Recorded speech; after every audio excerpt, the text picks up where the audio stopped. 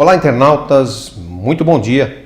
Esse é o programa Momento Econômico, aqui na TV Geração Z, um patrocínio da ANEFAC, Associação Nacional dos Executivos de Finanças, Administração e Contabilidade. Hoje nós iremos falar do Pacto Global e Sustentabilidade com a Camila Araújo, mas se você quiser participar, embaixo no Participe, faça sua pergunta ou comentário que nós responderemos.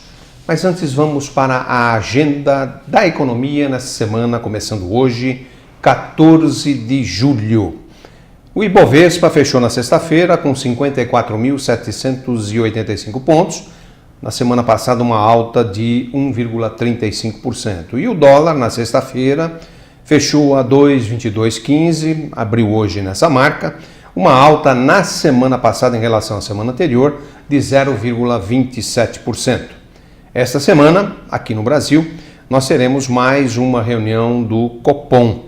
A expectativa da maioria dos analistas é que a Selic seja mantida nos 11%, em função principalmente do baixo crescimento da economia. Então, acreditamos que o Banco Central vai manter a Selic a 11%. Sairão também na semana dados das vendas no varejo. Espera-se um crescimento baixo em relação ao mês anterior. Os baixos índices de confiança e a desaceleração do crédito acontecendo no Brasil vão continuar impedindo um maior crescimento do setor varejista, pelo menos por esses próximos meses. Sairá o IBC-BR do Banco Central e o resultado do mês deverá ser bastante fraco, seguindo o cenário de atividade econômica aqui no Brasil. No cenário internacional, sairão dados do PIB chinês do segundo trimestre. O índice anualizado, pelo menos é a expectativa do mercado, é que esse número fique em 7,4%. Expectativa do mercado. Nos Estados Unidos, a presidente do Fed, a Yellen, comparecerá no Congresso e Senado americanos.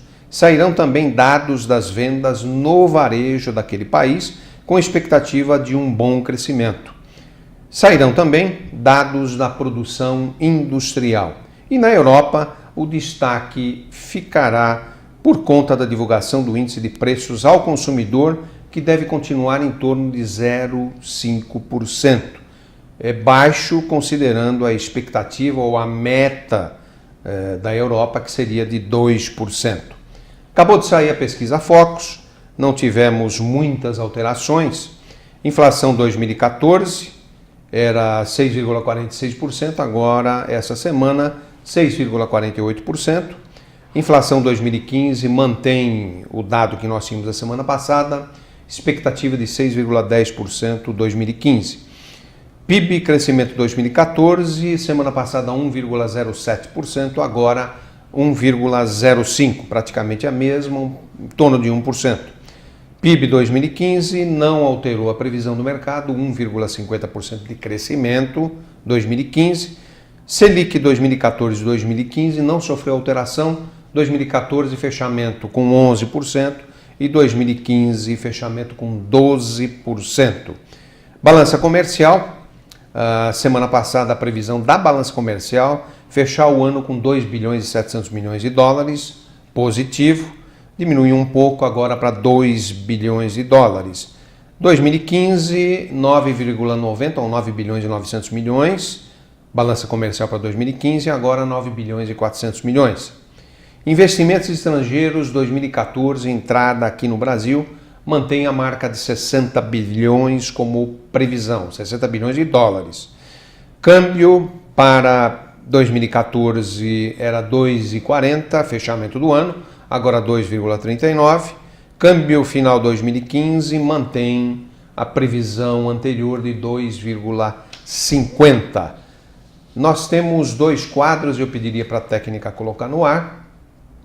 Muito bem, esse aí fonte é o IBGE e do lado esquerdo é a variação do IPCA mensal de janeiro de 2013 até junho de 2014 e do lado direito o IPCA acumulado de 12 meses, partindo de janeiro de 2013 até junho de 2014, e nós temos estado aí sempre ao redor de 6%, que é bem acima da meta, porque a meta é 4,5%. Nós estamos na margem de tolerância superior 2%. Aliás, no mês de junho nós saiu a semana passada com 6,52%, quer dizer, além da margem de tolerância. E o outro quadro,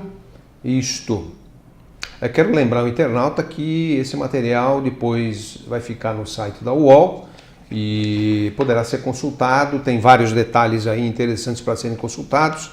Aqui é o ranking de produção global de veículos, previsão para 2014. Impressionante a marca da China, 22,8 milhões produção de veículos China 2014, Estados Unidos 11,5 milhões, e aí vai Japão, Alemanha, Coreia, Índia, México, Brasil. A previsão do México está no quadro de baixo, aí acompanhando desde 2008, muito provavelmente esse ano o México, em volume de produção de veículos, vai ultrapassar o Brasil. O chama a atenção desta semana, com dados do Banco Mundial, da OCDE, da ONU e a pesquisa NEFAC G20, é sobre a desigualdade, um problema mundial. A desigualdade avança. Na maioria dos países, os pobres melhoraram de vida nos últimos anos, mas os ricos melhoraram mais do que a melhoria dos pobres. Então, esse aumento da disparidade é mantido, né? O índice Gini, que mede a desigualdade de distribuição de renda, varia de 0 a 1, e a igualdade total é quando o índice é 0 e 1 é a desigualdade máxima. Alguns países com maior igualdade são Dinamarca, Alemanha, França, Áustria e Japão. O Brasil, em 1990, o indicador Gini era de 0,60. E hoje, 2013, está em 0,52. Evidentemente que melhoramos nos últimos 20 anos, sem dúvida nenhuma. No entanto, ainda somos a 117ª posição no ranking das nações. Portanto, ainda temos um caminho importante de melhoria e nós precisamos disso. Em termos de população mundial, só para ter uma ideia, ela cresceu 50% desde 1981 até agora 2012. O número de pessoas que vivem com menos de $2 por dia caiu, graças aos 600 milhões de chineses que ascenderam socialmente nesse período. Pessoas que vivem com menos de $2, olha que interessante essa marca aqui. População em 1981 era 4,5 bilhões na Terra, sendo 2,6 bilhões de pessoas com menos de $2. População em 2012, 7 bilhões, sendo 2,5 bilhões de pessoas com menos de $2. Movimentos, e aqui concluindo o chama atenção, existem alguns movimentos que estão surgindo no mundo dos negócios para utilizar a força das empresas para melhorar o mundo. Inclusive, o assunto que nós vamos tratar hoje é bem nessa linha, Pacto Global e Sustentabilidade. Um outro movimento é o capitalismo consciente, desde 2006, prega que as empresas devem ter propósito de, além de lucrar, preocupar-se com todas as demandas públicas, funcionários também, fornecedores e clientes. O Sistema B, que é um outro movimento desde 2006, defende que as empresas devem gerar benefícios financeiros, sociais e ambientais. E o time B, desde 2012, ele é bem recente, a ideia é que o capitalismo precisa de um plano alternativo. E o time B refere-se a um grupo de líderes do mundo, dos negócios, graças às suas lideranças, e pretende impulsionar essas mudanças. Defende, por exemplo, que é preciso combater a lógica de curto prazo imposta pelo mercado financeiro às empresas. Muito bem, hoje nós temos a entrevistada Maria Araújo, ela é sócia da Deloitte, líder responsável pelas soluções de governança corporativa aqui no Brasil, possui 13 anos de experiência em projetos de consultoria em gestão de riscos, controles internos, auditoria interna e sustentabilidade. Ela é engenheira química com pós-graduação em administração de empresas. Camila Araújo também é diretora executiva de sustentabilidade da ANEFAC. Camila, muito bom dia. Bom dia. Esse comentário que eu fiz aí do Chama Atenção vem bem a propósito da matéria que você vai tratar aqui hoje. Vem. E o mundo precisa caminhar nesse sentido, né? Exatamente. A busca da igualdade na sociedade é um dos caminhos que vão, como dizer, são consequência dos princípios do Pacto Global, né? A partir do momento que a sociedade começa a trabalhar em prol do crescimento responsável, você acaba trazendo esse benefício para a sociedade. Quanto menor a desigualdade, maior o crescimento das nações, menor o nível de violência, então você acaba criando aquela sociedade que é o que todo mundo busca, né? E, Camila, o Pacto Global, na verdade, é uma iniciativa proposta pela ONU, Isso. Organização das Nações Unidas, para encorajar empresas a adotar políticas de responsabilidade social, corporativa e de sustentabilidade. O combate à corrupção é um dos princípios do Pacto Global. Exatamente. Nesse sentido, Camila, quais são os princípios do Pacto Global? Os princípios... O Pacto Global está estruturado em 10 princípios foco, né? Eles estão divididos em 4 grandes pilares. Um é o combate à corrupção, como você mencionou. Camila, até tem uma imagem que você trouxe. Isso. Não sei se a técnica poderia colocar no ar. Isso. Perfeito. Esses são os 10 princípios, né? Então, um deles é o combate à corrupção, que é um dos princípios que hoje, inclusive, está pautado pela lei anticorrupção, que a gente vai conversar um pouco mais à frente. Você tem os princípios que tangem aos direitos humanos, onde as empresas elas se responsabilizam a respeitar, né, todas as leis e as regras, as normas que tangem o direito humano dos cidadãos e buscam, como a gente pode dizer, evitar, né, a não participação de violações desses direitos, né, que é, vamos dizer, um desafio bastante grande das empresas, né, como que você dissemina o conceito de respeito aos cidadãos, respeito aos direitos humanos e reforça que a não participação de violações desses direitos. Seguindo então dos princípios do trabalho, né, dos direitos do trabalho, que é apoiar toda e qualquer iniciativa coletiva, né, dos cidadãos em discussões de melhoria nas condições de trabalho, direitos e deveres, evidentemente. Seguido também da eliminação, da disseminação de trabalho escravo, o trabalho compulsório que a gente chega, e do trabalho infantil, e também da discriminação no ambiente de trabalho. Então, situações de racismo não são tolerados dentro dos princípios do Pacto Global. Além disso, o Pacto Global está estruturado também no pilar de meio ambiente. Então, onde a gente tem uma abordagem proativa, preventiva sobre os desafios ambientais. O que significa isso?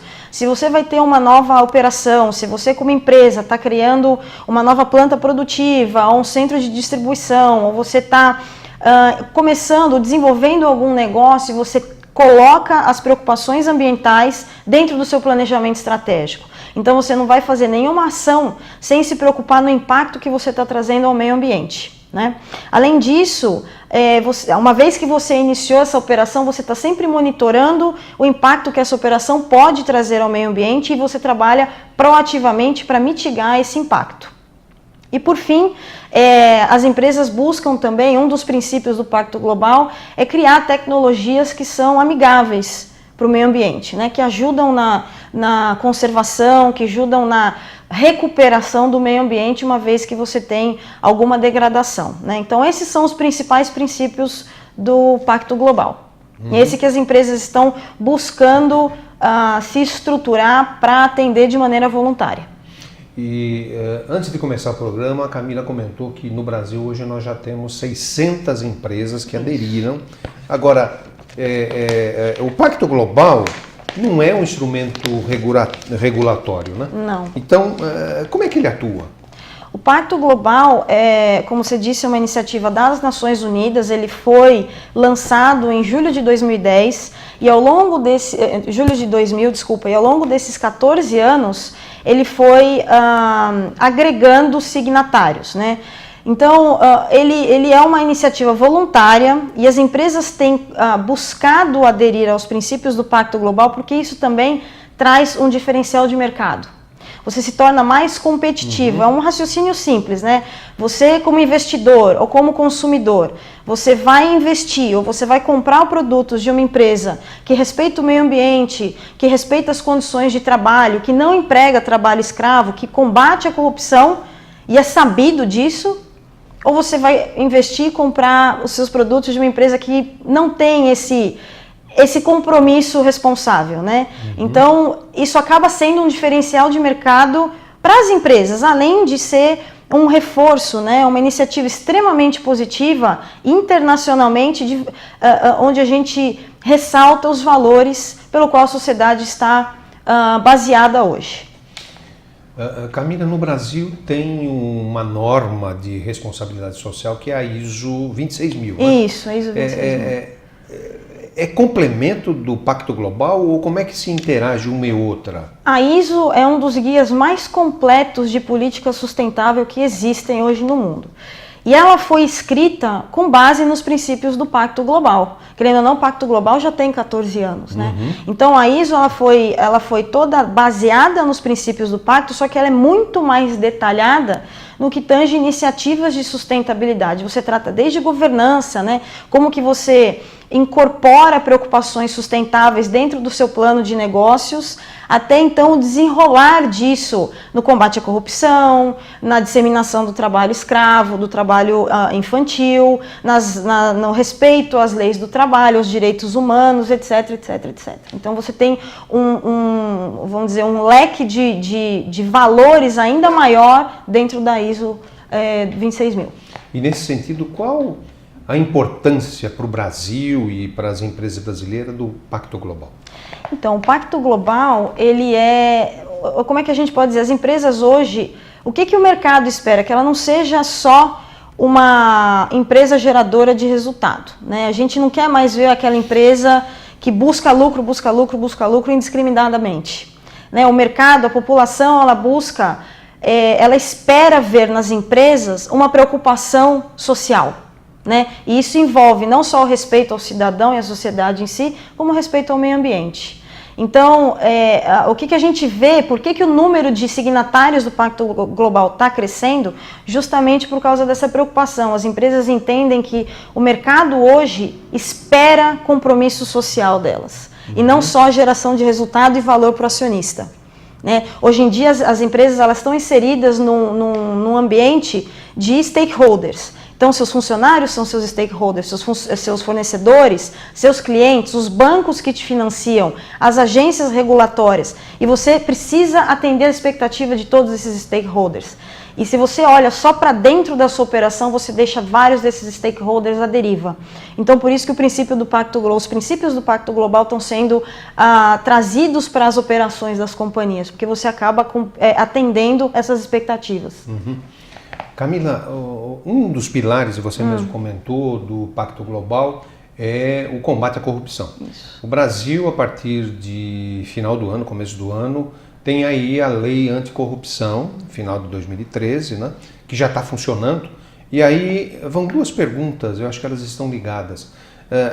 Já teve, em função dessa nova legislação, 6 meses, alguma multa aplicada? Essa é uma pergunta. E a outra, qual a relação entre o Pacto Global e essa lei anticorrupção? Elas corroboram, elas se complementam? A lei anticorrupção ela veio a somar ao princípio do Pacto Global. Ela vai ser uma ferramenta do Pacto Global justamente para reforçar o combate à corrupção, né? A lei anticorrupção entrou em vigor agora em janeiro.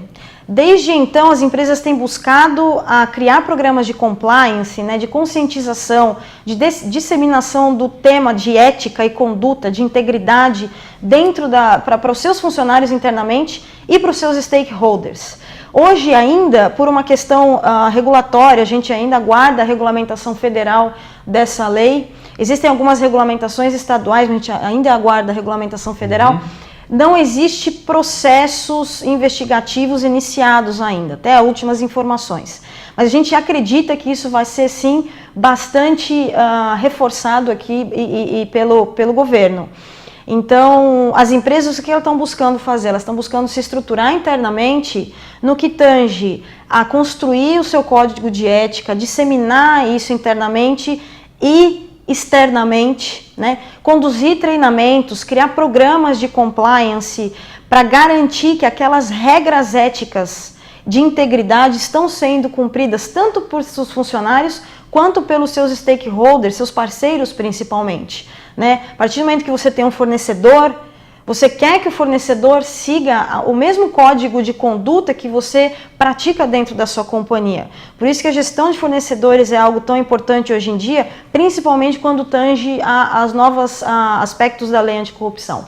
Né? Então, faz parte hoje em dia da governança das empresas disseminar essa importância. Né? Vamos combater a corrupção em todos os seus sentidos. Uhum.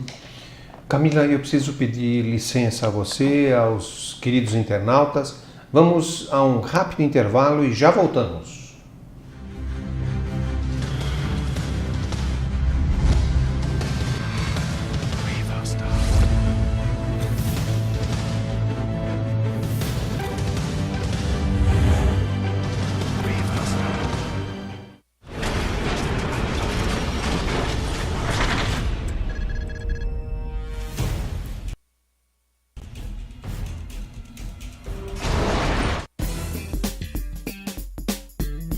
Olá, eu sou Cindy Álvares e tenho novidades para você, trabalhador em telecom. Agora o programa do Sintetel está de cara nova. No ponto de encontro você fica sabendo das principais notícias do setor, confere dicas de saúde, cultura e lazer e ainda pode participar do programa e esclarecer as suas dúvidas. Isso e muito mais você confere todas as quartas a partir das 10 da noite aqui na TV Geração Z. Espero você!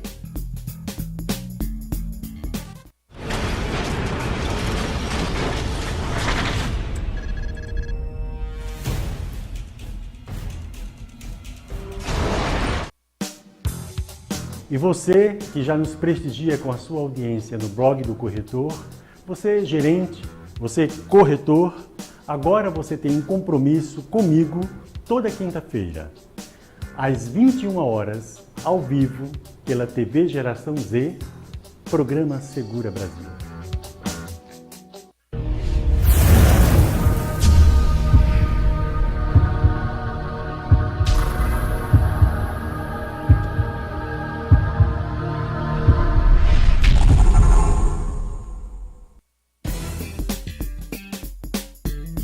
Olá, eu sou Cindy Álvares e tenho novidades para você, trabalhador em telecom. Agora o programa do Sintetel está de cara nova. No ponto de encontro você fica sabendo das principais notícias do setor, confere dicas de saúde, cultura e lazer e ainda pode participar do programa e esclarecer as suas dúvidas. Isso e muito mais você confere todas as quartas a partir das 10 da noite aqui na TV Geração Z. Espero você!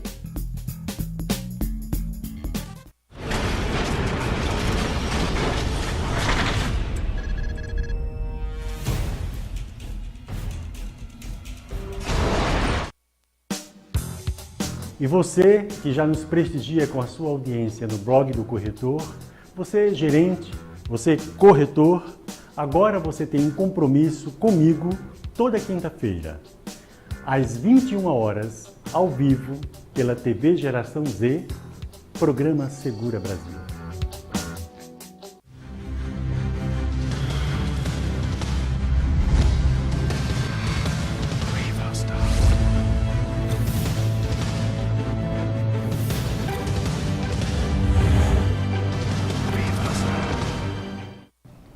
Olá, internautas, já estamos de volta, hoje conversando sobre o Pacto Global e sustentabilidade. Vamos falar agora no segundo bloco também bastante sobre gestão de fornecedores, que é muito importante nesse contexto de sustentabilidade e Pacto Global. Nós estamos com a Camila, mas antes tem algumas perguntas de internautas. Uma delas é da Soraya. Como as empresas podem aderir ao Pacto Global? Soraya, bom dia. Para você aderir ao Pacto Global, para uma empresa aderir ao Pacto Global, ela tem que preencher uma carta modelo, tem no site do Pacto Global, pactoglobal.org.br, um modelo de carta onde você se compromete a aderir aos princípios do Pacto Global, aos 10 princípios. Essa carta tem que ser assinada pelo principal executivo da sua companhia, da sua empresa, e então encaminhada ao Pacto Global. Você pode encaminhar através do site mesmo, onde você vai preencher um formulário um pouco mais detalhado, um formulário online, e vai submeter ele junto com a carta. Aí o pessoal do Pacto Global vai entrar em contato com você então, porque eles têm que fazer tirar algumas dúvidas, né, verificar alguns procedimentos que vocês têm dentro da companhia, para então vocês serem um signatário do Pacto Global. Uma outra questão é do Ricardo. Ele pergunta, qual é a posição do Pacto Global em relação às distorções entre o discurso e a prática de sustentabilidade em relações de trabalho? Talvez não seja bem a posição do Pacto Global, mas a sua experiência, o que pode dizer sobre isso? O que a gente vê é, quando a empresa ela faz uma adesão ao Pacto Global que não reflete efetivamente o seu compromisso com os 10 princípios, depois de algum tempo ela acaba caindo, ou ela deixa de ser uma signatária do Pacto Global. Por quê? Não adianta você simplesmente aderir aos princípios. Você tem que praticá-los dentro da sua organização. E anualmente você tem que reportar a evolução das suas ações para o Pacto Global. Então existem alguns relatórios, alguns modelos que você precisa passar para o pessoal do Pacto Global, comprovando que você realmente pratica aqueles 10 princípios.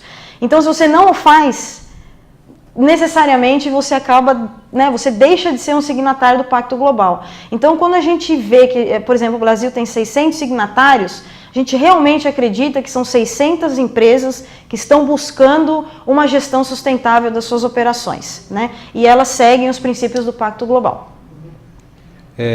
Uma outra questão é do Murilo, e ela é bem própria desse segundo bloco, Camila.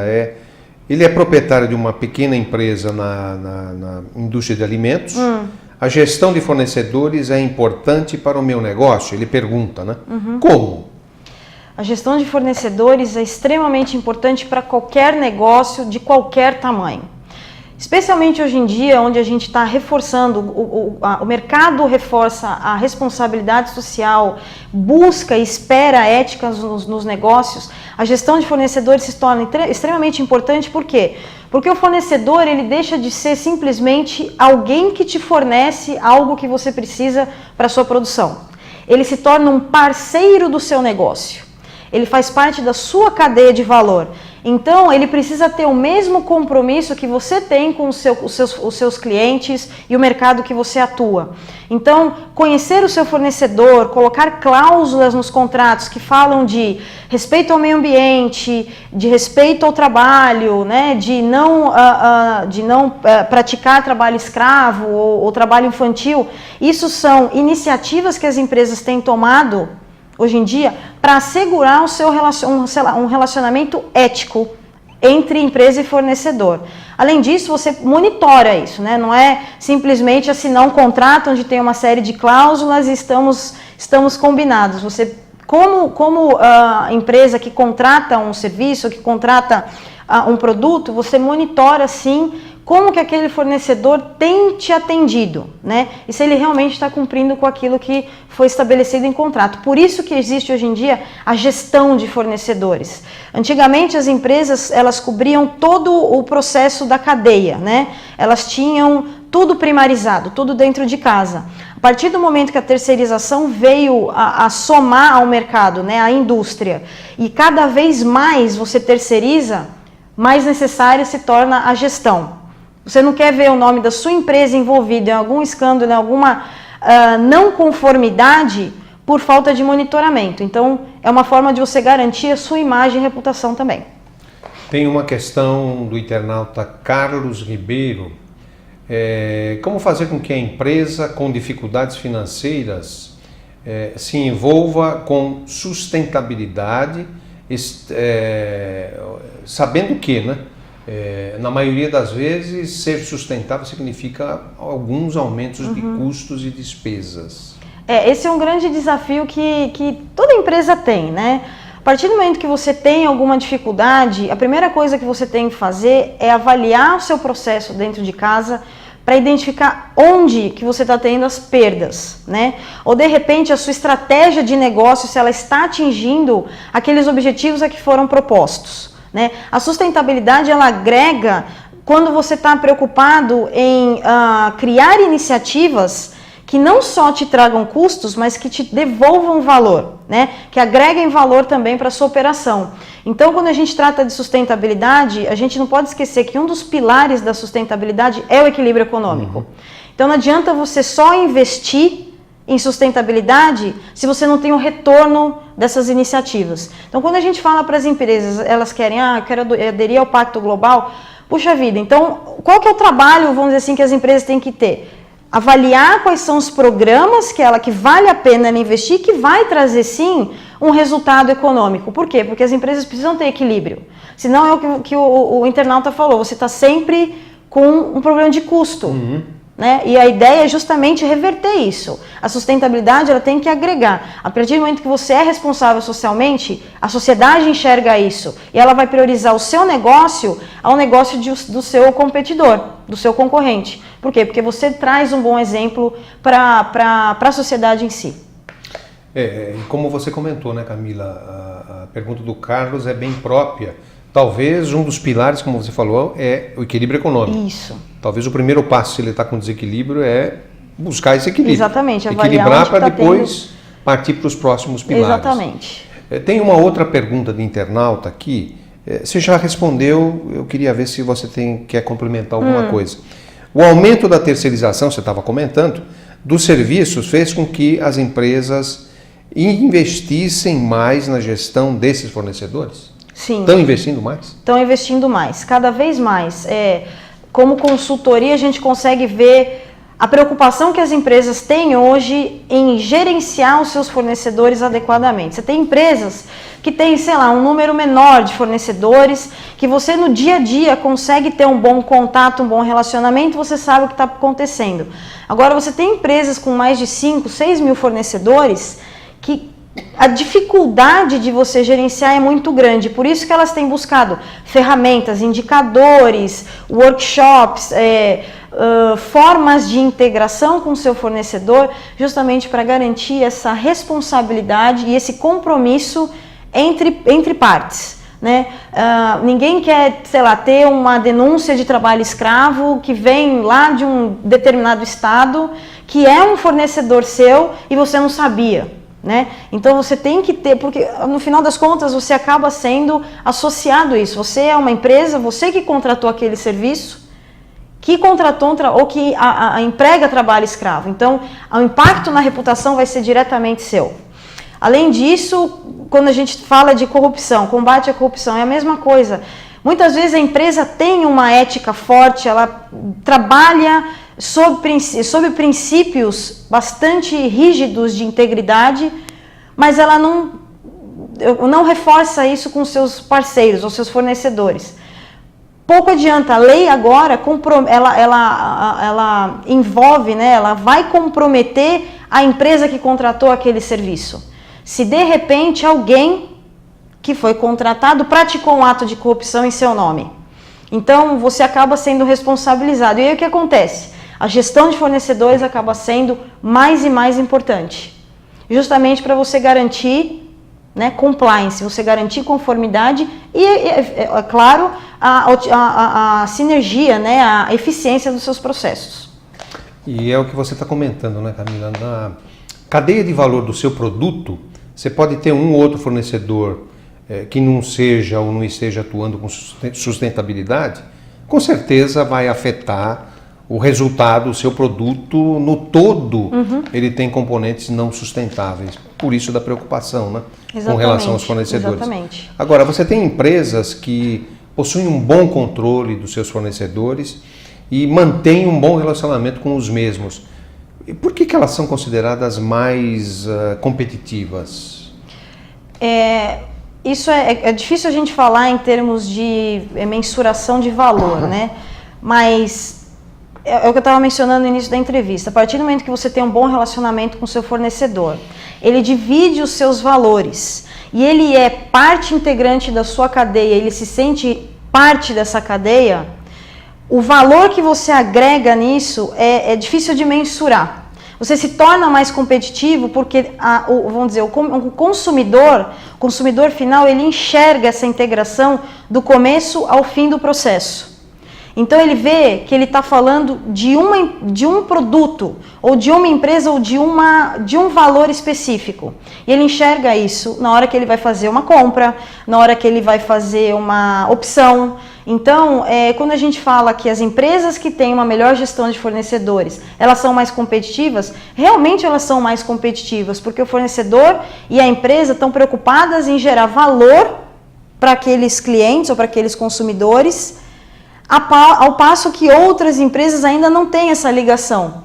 Então, ela está massacrando, vamos dizer assim, desculpa a expressão, um fornecedor para reduzir custo, e não se preocupa com a redução da qualidade naquilo que o fornecedor está gerando, entendeu? Então você acaba comprando um produto que não tem a qualidade que você espera, né?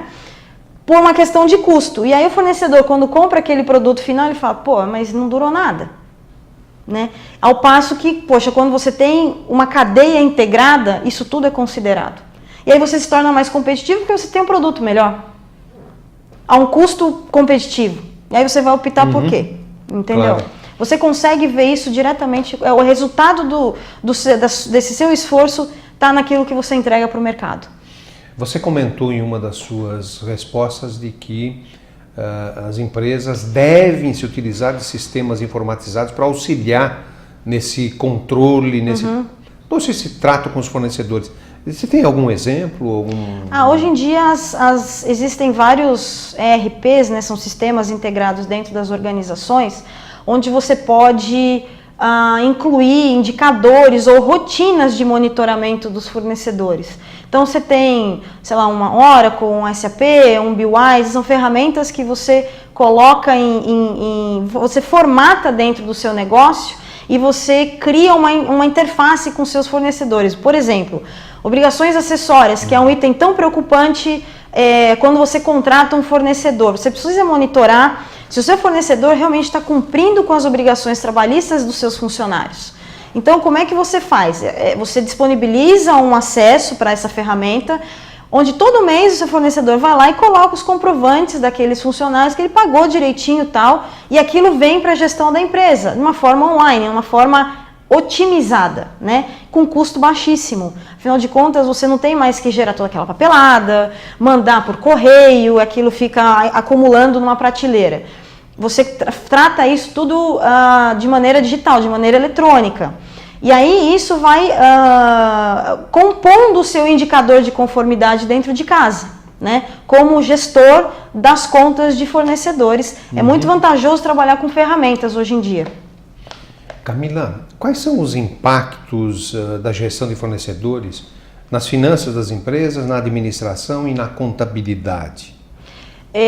Os impactos são diretos. Se você tem um fornecedor que, por exemplo, não pagou as obrigações trabalhistas e ele cai numa fiscalização, você perfeito. É o responsável, solidário. Então é o seu bottom line que está indo embora para pagar multas ou acaba sendo envolvido em processos trabalhistas, etc. A responsabilidade é sempre daquele contratante. Uma denúncia de trabalho escravo é a sua imagem que fica manchada. E uma vez que a sua imagem é manchada, o seu negócio no mercado e a sua exposição, você acaba perdendo o cliente. Porque, novamente, você como cliente, você vai comprar de uma empresa que contrata, que aplica trabalho escravo ou uma que não aplica trabalho escravo, né? Você vai priorizar aquilo que a sociedade busca em termos de valor. Então, novamente, a partir do momento que você perde cliente, você perde market share, você tem um impacto direto no seu resultado, né? Tá perfeito. Então, a gestão de fornecedores é um tema extremamente importante hoje em dia, porque ele engloba não só aspectos de sustentabilidade, como aspectos regulatórios também, de imagem e reputação. Camila, olha, passou muito depressa, o tema requer muito mais tempo para a gente discutir, mas o tempo se esgotou. Então eu gostaria das suas considerações finais, Camila. O tema sustentabilidade no passado, ele era algo que o pessoal falava assim, sustentabilidade, não, tem aquele camarada de meio ambiente que fica na fábrica lá no final, não sei aonde. Hoje não é mais isso. Hoje, quando a gente fala de sustentabilidade, a gente realmente está falando de uma preocupação social. Uma preocupação que abrange a sociedade e o meio ambiente, né? O meio ambiente, que é da onde a gente tira os recursos naturais para poder sobreviver, né? Para poder produzir e para poder viver. Então, o que a gente enxerga é que a sustentabilidade está cada vez mais forte e mais presente no dia a dia das organizações, assim como está mais presente no dia a dia dos cidadãos. E é um caminho sem volta. Quanto mais sustentável a gente for operacionalmente nos nossos negócios, maior vai ser o nosso crescimento e a nossa receptividade no mercado. Então, hoje a preocupação com sustentabilidade deixou de ser só a área de meio ambiente da fabriquinha que ficava lá longe. Hoje ela realmente tem valor e ela já é incorporada na decisão estratégica, no planejamento estratégico das companhias, e ela já faz parte da agenda dos executivos quando tratando assuntos de relevância. E a nossa expectativa é que cada vez mais isso seja praticado não só pelas grandes empresas, mas por todas as empresas no mundo, não só no Brasil. Perfeito. Camila Araújo, muito obrigado, ela que é sócia da Deloitte, por esses esclarecimentos importantes sobre o Pacto Global e sustentabilidade. Lembramos que no dia 18 de julho haverá reunião técnica de normas internacionais de contabilidade. No dia 22 de julho também haverá reunião técnica de sustentabilidade, Pacto Global e gestão de fornecedores, exatamente o tema de hoje. E também estão agendadas 2 reuniões técnicas sobre o CPC 25, provisionamento do risco jurídico, uma no dia 29 de julho no Rio de Janeiro e outra no dia 30 de julho aqui em São Paulo. 31 de julho a ANEFAC realizará no Rio de Janeiro a palestra Cenários para 2015. Para se inscrever ou informações no site da ANEFAC, www.anefac.com.br. Camila, mais uma vez, muito obrigado. Obrigada pela oportunidade. Querido internauta, um abraço e até a próxima semana.